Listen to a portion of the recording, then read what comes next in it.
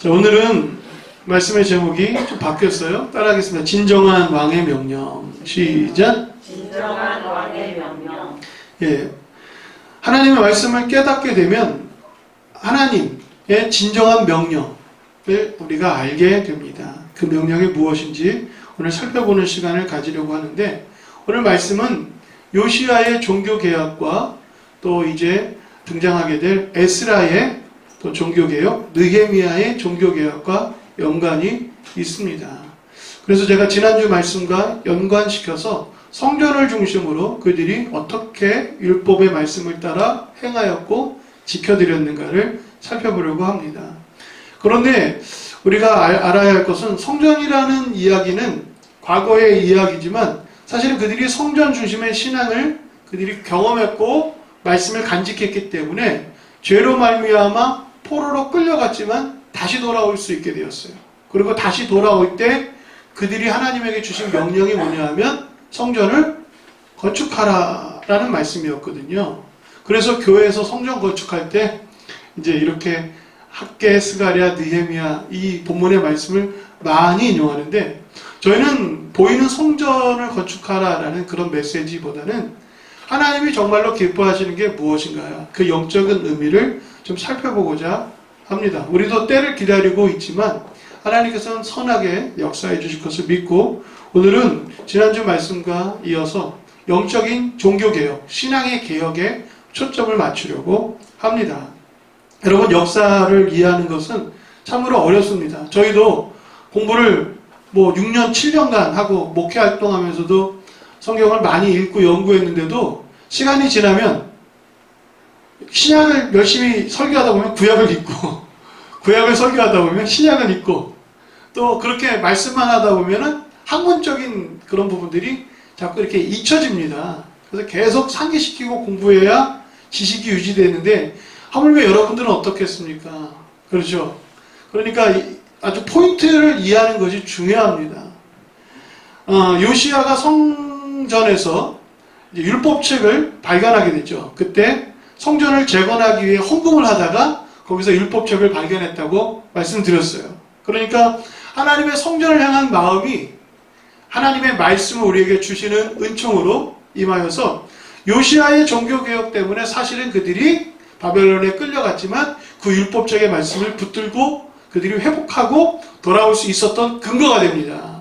이유가 뭐냐? 그들이 거기서 하나님께 회개하고 돌아설 수 있었던 이유는 뭐냐? 묻는다면 요시야의 종교개혁이 그 중심에 있었다라고 할 수 있습니다. 그리고 요시야가 유월절을 지켜드리는 장면을 지난주에 말씀을 드렸어요. 솔로몬 성전이 세워지고, 그리고 요시야가 성전을 다시 이제 재건하면서, 왜냐하면 히스기야 왕 때 아수르의 침략을 받았고 그 뒤에 이제 바벨론의 침략을 받는 과정에서 성전에 있는 금과 은, 보화 같은 것들을 빼앗겨요.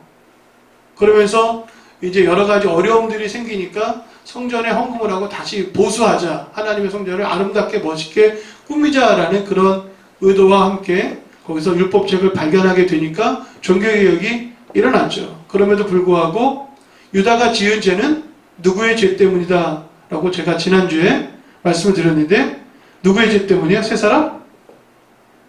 그렇죠. 잘하셨어요. 우등생이시네. 므낫세의 죄 때문에 내가 내리고자 한 진노를 멈출 수 없다라고 말하죠. 북이스라엘은 누구의 죄 때문이라고 합니까?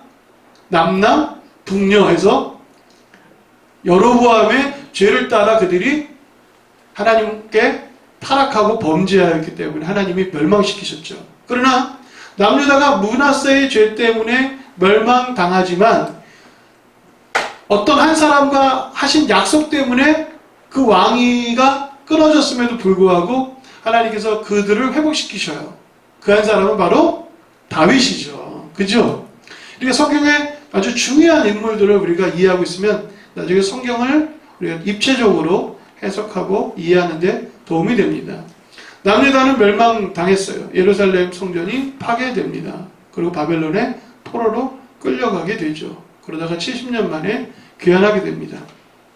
그들이 유다가 멸망당할 때 장면이 열왕기 하 끝부분에 나오고 역대하 끝부분에 나옵니다.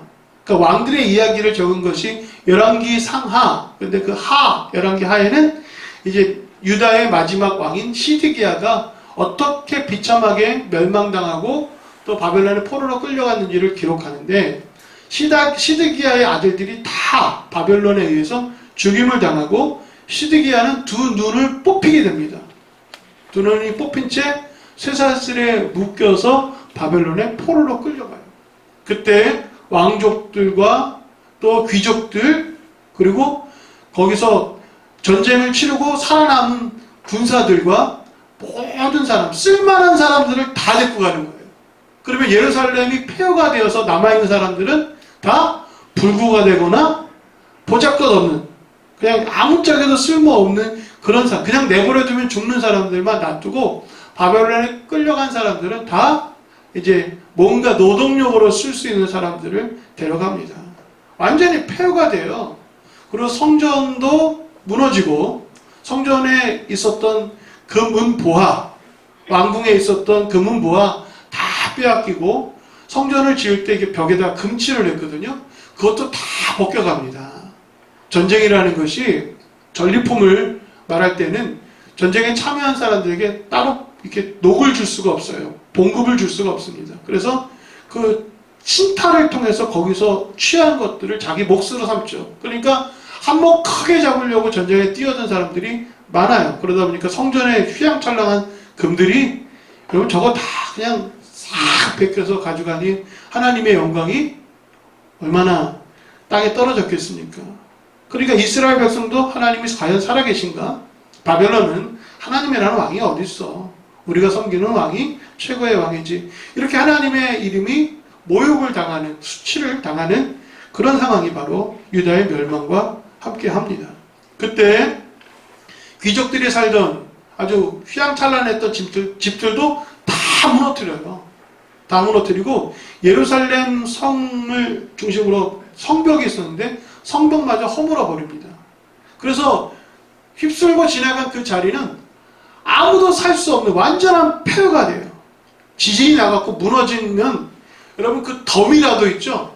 이건 더미도 발견할 수 없을 정도로 그냥 평평할 정도로, 돌 위에 돌 하나도 남지 않게 나중에 70년 예수님 이후에 이제 예루살렘 멸망할 때도 똑같은 일들이 반복되어지는데, 이와 같이 불행한 일들이 거기서 일어납니다. 그렇게 그들이 바벨론의 포로로 끌려가게 되죠. 이제 포로로 끌려가면서 그들이 거기서 회개해요. 그들이 회개할 수 있었던 가장 큰 두 가지 이유가 있습니다. 첫 번째는 요시아의 종교개혁을 통해서 율법의 말씀이 그들 가슴속에 경험되어졌기 때문에 그래요. 새겨지는 것은 그 이후의 일들입니다. 경험하면서 하나님의 말씀이 이렇구나. 하나님의 말씀에 그리심산과 에발산에서 너희가 하나님의 말씀을 따라 살면 내가 복을 내릴 것이고, 하나님을 버리고 세상 것을 따르면 저주를 받을 것이다 라는 말씀이 그대로 임한 것을 느끼면서 율법을 다 이해하기 전에 하나님의 말씀은 살아있구나 라는 사실을 깨닫습니다. 그리고 두 번째, 선지자들의 활동이죠.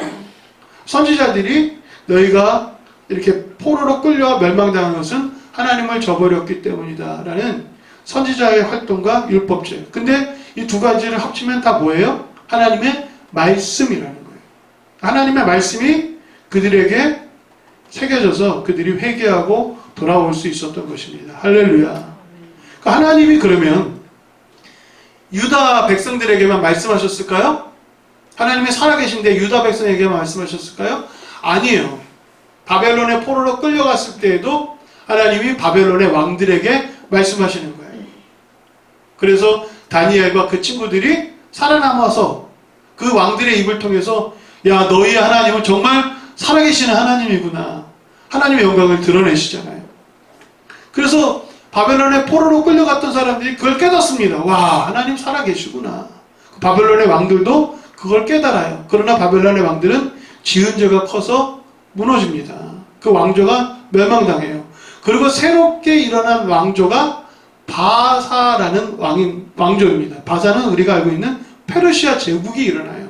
근데 페르시아 제국의 초대 왕이 고레스 왕이 하나님의 살아계심을 인정하고 유다 백성들은 돌아가서 너희 하나님의 성전을 재건하라라는 명령을 내립니다. 할렐루야. 그래서 그 명령을 듣고 유다의 사람들은 야, 고레스 왕이 우리가 기다리던 메시아인가? 라고 착각할 정도였어요.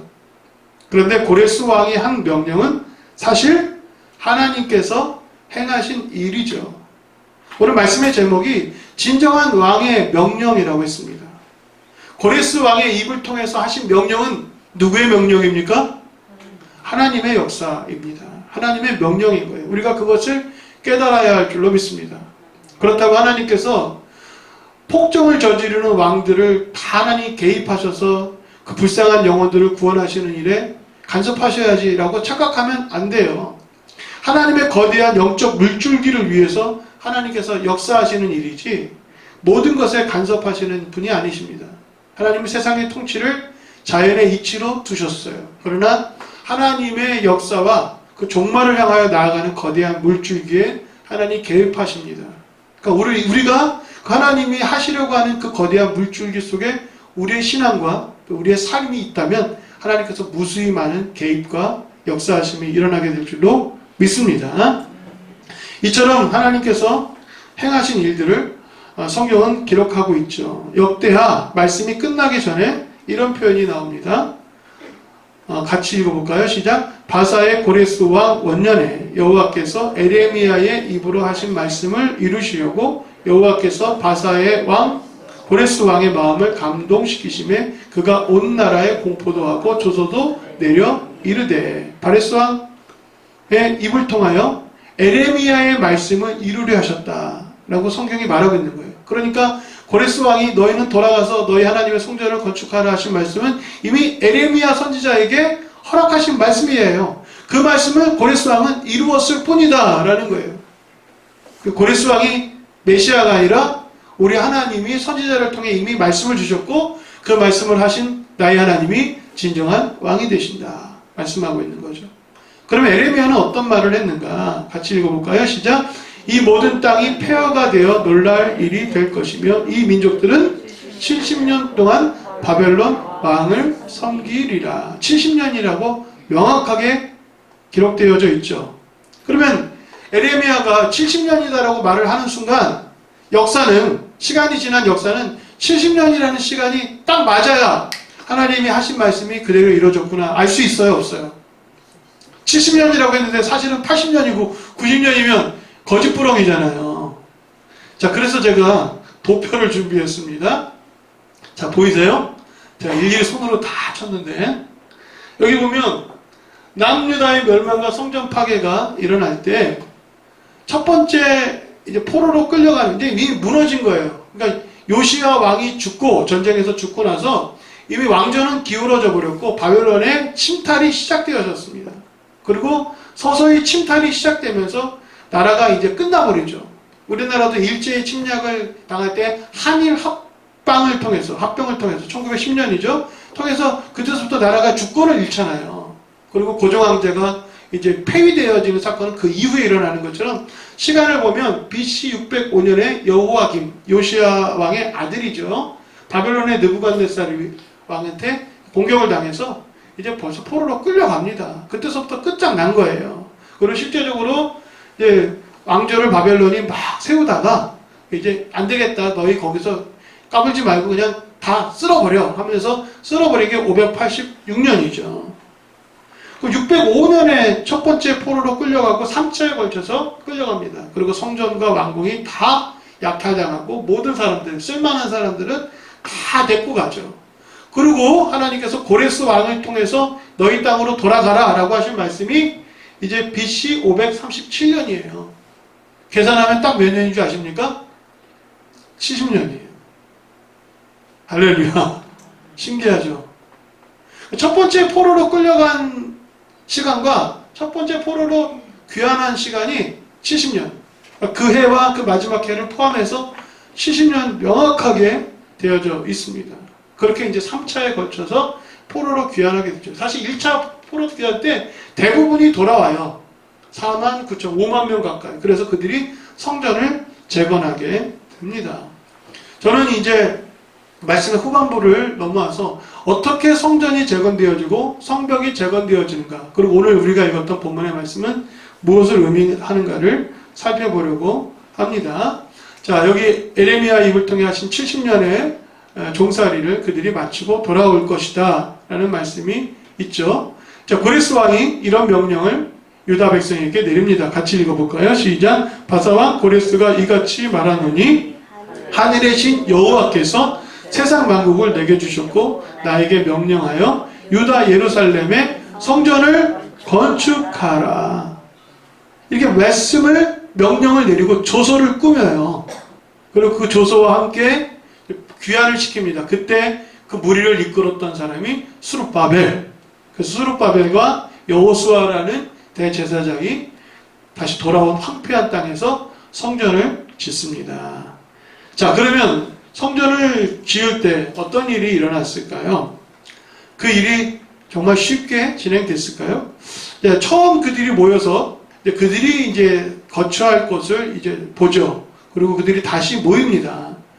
귀환한 그 해 7째 달에 그들이 일제히 예루살렘에 모입니다. 자, 여기서 중요해요. 7째 달에 그들이 예루살렘에 모였다라는 것은 어떤 절기에 모였다라는 의미입니다. 왜 굳이 7째 달일까요? 유대력으로 보면 7째 달에 초막절이라는 절기가 있습니다. 그 초막절은 태양력으로 말하면 한 10월 중순쯤 되는 때예요. 그때 그들이 초막절을 짓고 수상절과 장막절을 지키면서 대속죄일이라는 절기를 그들이 지킵니다. 자, 그럼 여기서 우리가 중요한 것은 그들이 속죄일을 중심으로 한 초막절에 모였다라는 것은 그 근거가 뭐예요? 율법의 말씀이죠. 율법책은 요시아 때 발견된 거예요. 그러니까 여러분, 성전 재건이 그들이 원하는 만큼 뜻대로 잘 되지 않습니다. 도착하자마자 그들이 거기서 와, 성전을 짓자 이런 게 아니에요. 자기가 거할 집부터 마련하고 여러 가지 상황들을 보느라고 머뭇거리다가 그들이 초막절 절기가 되니까 하나님의 성전이 있었던 곳으로 가자. 막상 와서 보니까 눈물이 나는 거죠. 하나님의 영광의 성전을 보았던 사람들이 있었어요. 그런데 그들이 다시 와서 보니까 폐허가 된 그곳에서 막 울면서 하나님 앞에 다시 절기를 지키면서 우리가 지금은 초막을 짓고 우리가 여기서 하나님을 예배하지만 우리가 성전을 하나님께 지어드리고 그때는 영광으로 하나님께 예배하기를 원합니다라고 다짐을 해요. 그래서 포로로 귀환하여 돌아온, 이제 시간이 지나서 한 해가 지난 건 아닙니다. 초막절이 있는 그때 그들이 모여서 하나님 앞에 성전을 지어드리기로 합니다. 그런데 성전이 20년 만에 지어져요. 그 이유는 방해하는 무리들이 주변에서 막 생겨납니다. 이게 중요합니다. 성전을 지으려고 하는 것이 하나님의 명령이고 그들 마음속에 감동을 주셔서 성전을 지으려고 했어요. 그런데 성전은 엄청난 방해에 또 적들의 여러 가지 회방에 놓여버리게 됩니다.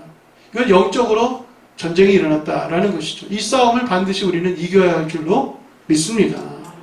그래서 그들이 성전을 지으려고 하니까 산발랏, 도비아, 아라비아, 또 아스돗 이런 주변의 나라들과 인간들이, 악한 인간들이 성전을 지으려고 하는 유다의 모든 노력들을 회방합니다. 그래서 아닥사스다 왕 때 조서가 내려져서 성전 재건을 중단하라는 조서가 내려요. 그 주변의 사람들이 막 이렇게 민원을 넣는 겁니다. 단순한 민원이 아니라 저들이 성전을 짓고 성벽을 쌓는 것은 왕을 배반하기 위함입니다. 저들이 성전을 쌓으면 당신의 신들을 섬기지 않을 것이고 성벽을 쌓으면 당신에게 회방하고 독립해서 세금도 안 낼 것입니다 라고 모함을 해요. 그래서 왕이 너 성전 건축하지 마 이렇게 이제 중단을 시킵니다. 그렇게 16년간 성전이 중단되었는데 왕이 바뀌었어요. 그리고 다른 왕이 딱 들어서자마자 하나님께서 우연찮게 문서 창고에서 전대 왕이었던 고레스 왕이 내린 명령, 너희 하나님이 나로 하여금 이 모든 나라를 주셨으니 너희는 가서 너희 하나님께 예배드릴 성전을 지어라라고 명령했던 그 문서 있잖아요. 그 문서를 발견합니다. 그래서 하나님께서 중단되었던 성전을 다시 짓도록 허락하세요. 그리고 20년 만에 성전이 완공되는 것입니다. 할렐루야. 그리고 그들이 거기서 성전을 짓고 또 유월절을 하나님 앞에 올려드려요. 그러니까 말씀을 따라 그들이 유월절을 지키는 것입니다. 자, 그러면 이것이 끝난 것이냐? 그렇지 않아요. 성전만 덩그러니 남아 있었던 거예요. 유대인들은 솔로몬의 성전을 보지 못했지만 다시 지어진 스룹바벨 성전을 보면서 너무 초라하다 생각이 들어서 심지어 이것은 하나님이 거하실 수 없는 성전이다 라고 말할 정도였다라고 합니다. 너무 초라했기 때문에. 왜냐하면 포로로 끌려갔던 사람들이 성전을 지으려고 했을 때 그들이 몸으로 할 수 있는 것밖에 없었겠죠. 그러니까 몸으로 했다면 돌 위에 돌을 쌓은 것, 그냥 나무로 이렇게 만들었을 정도였겠죠. 화려했던 성전은 금으로 다 칠해져서 영광스러운 휘장과 또 영광스러운 그런 조각들이 엄청 많았는데, 그래서 스룹바벨 성전을 잘 인정하지 않은 사람들도 있었을 정도입니다. 그래서 성전만 있었지만 그들의 신앙이 회복되지 않아요. 그때 활동했던 에스라 선지자와 또 학사 에스라죠. 그리고 학계 스가랴 선지자들이 백성들의 마음을 독려시켜서 열심히 하나님을 예배하자 했지만 그들이 거기서 안전을 보장받지 못합니다. 주변의 나라들은 또 이민족들은 계속 소시탐탐 노리고, 그러니까 성전이 지어졌지만 절기 때만 포도시 예배 드릴 수 있는 그런 환경이었죠. 거기 성벽이 허물어져서 언제든지 침략당하면 그들이 모든 것을 빼앗길 수 있는 공간이 되었기 때문에 거기 사람들이 북적이지 못하는 그런 폐허 위에 성전만 있었던 모양새였다라는 것입니다. 그 얘기를 듣고 오늘 본문에 나오는 느헤미야가 눈물을 흘리면서 하나님께 기도를 해요. 하나님, 내 고향 땅이, 느헤미야는 이제 그 유다 민족으로서 그 땅에서 일어난 일들을 잘 몰랐다가 거기서 일어난 일들을 보면서 내 하나님의 성전을 지키는 그 성벽이 존재하지 않기 때문에 거기에 영적 부흥과 또 실제적인 중흥이 일어나지 않습니다. 어떻게 해야 됩니까? 라고 애타는 마음으로 왕한테 간언을 해요. 그때 그가 술 맡은 관원장이었습니다. 술 맡은 관원장이었다라는 것은 그 요셉 때 여러분 감옥에 갇혔을 때 술 맡은 자와 빵 굽는 자가 이제 꿈을 꿔서 해석을 해주잖아요. 그 이야기를 통해서 우리가 알 수 있는데 고대의 왕들은 제국을 이루었기 때문에 그들이 칼로서 왕이 오릅니다. 그러니까 수많은 사람들이 독살을 하기 위해서 이제 암살자를 보내거나 아니면은 음독을 시켜서 독을 타갖고 죽이려고 하는 일들이 많았기 때문에 왕 가까이에 가장 친밀한 사람을 두는데 그 사람으로 하여금 술을 맡게 합니다. 술 좋아하잖아요. 음식을 맡게 합니다. 그래서 독이 있는지 없는지 그 사람이 먼저 먹어보고 먹는 거예요. 그러니 가장 신뢰하는 사람에게 그 일을 맡기죠. 느헤미야라는 사람이 술 맡은 관원장이 되어서 왕 곁에 있었다라는 것은 다니엘처럼 하나님께서 유다 백성을 높이 드셔서 요셉과 같이 왕의 주변에서 총리로서 아니면 아주 중요한 역할을 하게 함으로 유다 민족에게 도움이 되는 일들을 많이 했던 것을 볼 수가 있습니다.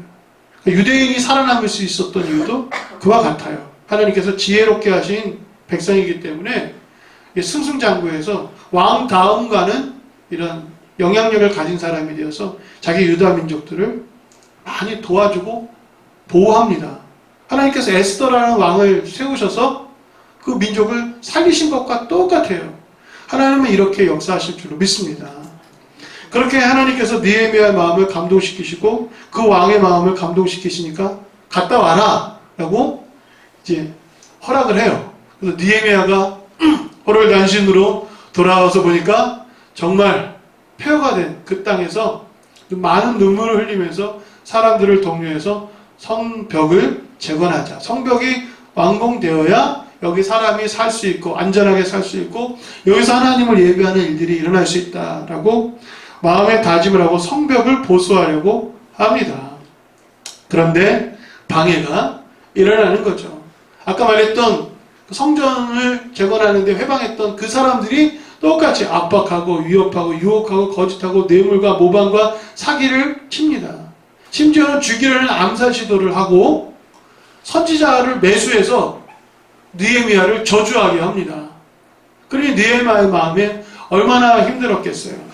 느헤미야가 백성들에게 마음을 단디하라 라고 명령하고 그래서 그들로 하여금 한 손에는 무기를 들고 한 손에는 기구를 그런 공사할 수 있는 도구를 들고 그들로 하여금 성벽을 재건하게 합니다. 성벽을 짓다가 적들이 쳐들어오면 언제든지 맞서 싸울 수 있도록 이런 영적인 싸움은 여러분 모세가 손을 들고 기도할 때 아론과 훌이 도와서 승리했던 것처럼 실제적으로는 여호수아가 전쟁에 참여해서 아말렉 군대를 물리쳤던 것처럼 기도와 영적인 일들과 현실적인 싸움이 동반되어야 승리하게 될 줄 믿습니다. 이와 같은 일들을 느헤미야가 백성들을 독려시켜서 자 우리가 기도하되 열심으로 땀을 흘려서 성벽을 짓되 적들이 쳐들어올 것을 언제든지 대비해서 우리가 이 세 가지 일을 마음에 두고 최선을 다해보자 라고 마음을 먹고 52일 만에 성벽을 건축해요. 할렐루야. 성전을 짓는 것은 20년이 걸렸어요. 하다가 중단하는데 느헤미야는 쉼없이 온갖 위협과 조롱과 회방에도 불구하고 꿋꿋이 밀어붙여서 52일 만에 성벽을 완공합니다. 성벽을 완공하고 오늘 본문에 나오는 이제 에스라가 율법책을 읽어주는 장면이 나오는 거예요. 산발렛이 조롱합니다. 그 성벽은 여호가 올라가도 무너질 것이다 라고 조롱했는데 그 성벽이 견고하게 세워지고 성문을 달고 문지기를 세우고 거기 찬양대를 두어 하나님을 찬양하고 난 다음에 성전을 중심으로 성벽 안에서 유다 백성들이 모여서 환호하고 기뻐할 때 이제 에스라가 율법책을 읽어주는 장면이 오늘 본문에 나오는 것입니다. 자, 이 본문을 이제 여러분과 함께 마지막으로 정리하고 말씀 마치려고 합니다. 백성 앞에서 책을 펴니까 백성들이 어떻게 해요? 다 일어나는 거예요. 하나님의 말씀을 받을 때 가만히 있지 않는 것. 그래서 어떤 종교단체는 이제 카톨릭도 그렇고요. 성경을 하나님의 말씀을 봉독해 올리면 가만히 앉아서 듣지 않고 서서 듣습니다. 여기서 그런 전통이 시작된 거죠. 그리고 여호와를 성축하니까 백성들은 아멘, 아멘 합니다. 우리도 한번 해볼까요? 하나님을 찬양하라. 아멘. 아멘. 아마 두 손 들고 환호성을 했을 거예요. 그리고 몸을 굽혀서 여호와께 얼굴을 땅에 대고 엎드려서 경배를 하죠. 머리를 땅에 댄다는 것은 하나님께 굴복하고 하나님을 섬긴다라는 그런 의미이죠. 그리고 백성들에게 율법의 말씀을 읽어줍니다. 그리고 그 말씀을 해석해줍니다. 그들이 말씀을 깨닫습니다. 어떤 일이 일어났을까요? 울며 불며 난리가 났죠. 다 그들이 깨닫고 나니까 다 우는 거예요. 왜 울었는지 아십니까? 그 영광의 성전이 무너진 이유가 우리가 죄를 범했기 때문이다 라는 것을 그들이 깨달았기 때문에 그래요. 아, 이 영광의 성전이 무너진 이유는 하나님이 살아계시지 않아서가 아니라 하나님의 말씀대로 우리가 하나님을 떠났기 때문에 하나님의 진노와 재앙이었구나. 그런데 하나님께 회개했더니 바벨론에서 우리가 돌아왔고 하나님의 영광을 위해서 우리가 이렇게 애를 썼더니 하나님께서 이 성벽을 완공시키셨구나라는 하나님의 살아계심을 그들이 말씀을 통해서 깨닫고 나니까 두려워 떨며 자기가 행하였던 죄가 생각나 우는 거예요. 이게 말씀의 능력인 줄로 믿습니다. 그리고 하나님의 임재와 하나님의 영광을 경험하게 되면 우리가 두려워서 살 수가 없는 거예요. 눈물로 하나님 앞에 서지 않고는 견딜 수가 없는 거예요. 그런데 여러분, 하나님 앞에서 두려워 떨고 우는 것이 하나님이 진정으로 기뻐하시는 일이겠습니까? 그건 과정인 거죠. 여러분 잘 기억하셔야 돼요. 하나님이 살아계시고 하나님 우리의 하나님 되시면 우리가 하나님 앞에서 날마다 죄를 짓고 회개하고 눈물로 살아가는 것, 여러분 그것이 진정 우리를 창조하신 목적일까요? 아니죠. 그래서 율법 학사들이나 말씀을 전파했던 사람이 하나님 말씀을 듣고 우는 자들을 하여금 마음이 기쁘고 함께 울고 울었겠죠. 그러나 정말로 하나님이 원하시는 게 뭐냐? 정말로 이 백성에게 하나님이 원하시는 게 뭐냐라는 것을 그들에게 선포합니다. 그게 말씀이 여기 나오는 거죠. 오늘은 여호와의 성일이니 슬퍼하지 말아라. 울지 말아라. 같이 읽어볼까요? 느헤미야가 또 그들에게 이르기를 너희는 가서 살진 것을 먹고 단 것을 마시되 준비하지 못한 자에게는 나누어 주라. 이날은 주의 성일이다. 여기서 말하는 성일이라는 것은 그들이 초막절 즈음에 그들이 성벽을 완공해요. 그러니까 여러분 우리가 역사를 이해하다 보면 요시아가 성전에서 율법책을 발견하고 유월절을 지켜드리죠. 다시 돌아와서 그들이 하나님 앞에 성전을 지어드리겠습니다라고 고백하면서 그들이 초막절을 짓고 성전을 완공하고 난 다음에 유월절을 지켜드리고 성벽을 다 완공하고 난 다음에 다시 또 초막절을 지켜드려요. 그러니까 그들이 율법의 말씀을 지켜 행하는 과정에서 절기를 그들이 지켜드리는데 성경은 나중에 말합니다만 여호수아 이후로 초막절을 이처럼 지킨 적이 없었다라고 말을 합니다. 그들이 지킨 초막절이 하나님이 하신 말씀 그대로 지켜드린 초막절이었다라는 것을 우리가 알 수 있어요. 이제 성일이니 초막절이니 너희가 하나님을 기뻐하는 것이 너희의 힘이다. 이것이 왕의 명령이라는 것입니다. 잊지 마십시오. 같이 읽어볼까요? 여호와로 인하여 시작. 여호와로 인하여 기뻐하는 것이 너희의 힘이니라. 아멘. 이것이 하나님이 원하시는 거예요. 할렐루야. 이것이 하나님 우리를 창조하신 이유입니다. 하나님을 기뻐하는 것, 그게 너희의 힘이고 나의 기쁨이야. 내 하나님으로 인하여 내가 예배하고 즐거워하고 행복하고 승리하는 것, 그게 나의 뜻인 거야. 그게 나의 명령인 거야. 회개는 하나님께로 돌아오는 과정입니다. 그 과정을 통해서 우리가 목적지를 향하여 나아가는 그 마지막 하나님의 명령은 나로 인해서 기뻐하는 것, 하나님으로 인하여 즐거움을 이기지 못하는 것, 그것이 여러분의 힘이고 여러분의 능력이 될 줄로 믿습니다. 그래서 예배를 드리는 여러분들에게는 하나님의 성일에 하나님을 예배하는 여러분에게 하나님의 기쁨이 임하고 하나님의 평안이 임하고 하나님의 능력이 임하는 역사가 일어나게 되기를 원합니다. 그게 하나님의 뜻이에요. 그게 하나님의 명령인 것입니다. 그래서 그들이 하나님 앞에 근심하지 않고 기뻐하면서 말씀을 계속 듣습니다. 초막절이 진행되어지는 동안 한쪽에서는 말씀을 낭독하고 읽고 깨닫고 울고 기뻐하고 하나님을 찬양하고, 한쪽에서는 초막을 짓죠. 그들이 초막을 지을 때 하나님께서 명령하신 대로 여러 가지 나무들을 다 모아다가 초막을 짓습니다. 성전에다가, 자기 지붕에다가, 뜰에다가, 아니면은 에브라임 문 광장에다가 초막을 짓고 거기 일주일간 바깥에서 노숙을 합니다. 사실 집도 없었어요. 20년이 지났지만 자기 집을 제대로 지을 수 없었어요. 왜냐하면 예루살렘에 성벽이 없는데 어떻게 집을 짓고 삽니까? 흩어져 살던 사람들이 이제 거기서 집을 짓고 도시를 이루게 되는 거죠. 초막을 짓고 그들이 크게 기뻐합니다. 성경은 이렇게 말하죠. 이같이 행한 일이 여호수아 때로부터 없었다. 이처럼 큰 기쁨은 여호수아 이후로부터 없었다라는 거예요. 또 얼마나 크게 기뻐한 거예요. 여러분, 그들이 기뻐한 이유가 두 가지입니다. 하나님의 성전이 지어지고 성벽이 완공되니까 자기 마음속에 정말로 바라던 것이 이루어졌기 때문에 기뻐하는 즐거움. 근데 그것이 세상적인 것이 아니라 하나님을 위한 것이 내 안에 이루어졌기 때문에 즐겁다라는 것이고, 두 번째 즐거움은 하나님 그분, 요즘 말로 그 잡채라고 하죠.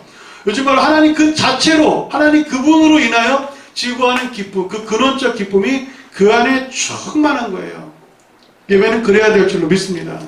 하나님 그분을 예배하는 기쁨이 여러분 안에 충만하기를 원하고, 여러분 마음속에 선한 계획이 이루어짐으로 말미암아 여러분 기뻐하는 역사가 여러분의 삶 속에 일어나게 되기를 간절히 바랍니다. 그게 하나님의 뜻이고 그게 하나님의 명령인 거죠. 그래서 그들이 절기를 따라서 율법책을 읽고 하나님 앞에 영광을 올려드립니다. 오늘 저는 정말 많은 이야기들을 짧은 시간 하느라고 제가 빠르게 급하게 이야기를 했지만 하나님은 살아계셔서 그들에게 명령하십니다. 선지자 입을 통해 말씀하시고 성전에서 발견된 율법의 말씀을 통해서 말씀하시고 심지어는 하나님께서 간섭하셔서 침략자, 정복자의 왕의 입을 통하여서 말씀을 하십니다. 다시 돌아와서는 에스라를 통하여 말씀하시고 그들을 지도하는 느헤미야나 스룹바벨을 통하여 하나님 말씀하십니다. 하나님이 진정으로 우리에게 명령하시는 게 뭡니까? 여호와를 기뻐하라. 할렐루야. 내가 너에게 소망하는 것을 이루어질 테니 그것으로 인하여 기뻐하라. 할렐루야. 내가 너의 기쁨이 되기를 원한다. 내가 너를 바라봄으로 너는 기뻐해라. 라고 말씀하시는 그 왕의 명령, 우리가 우리를 향하여 행하시는 놀라운 일들을 이루어드릴 수 있게 되기를 간절히 축원드립니다. 기도하겠습니다. 하나님 감사합니다. 하나님의 뜻, 하나님의 명령을 우리가 깨닫고 율법의 말씀대로 살아가게 하시고 하나님이 진정으로 원하시는 그것을 이루어드리는 인생이 되게 하여 주시옵소서. 주의 복된 말씀과 능력이 우리의 삶에 가득하게 하옵소서. 예수님의 이름으로 기도합니다. 아멘.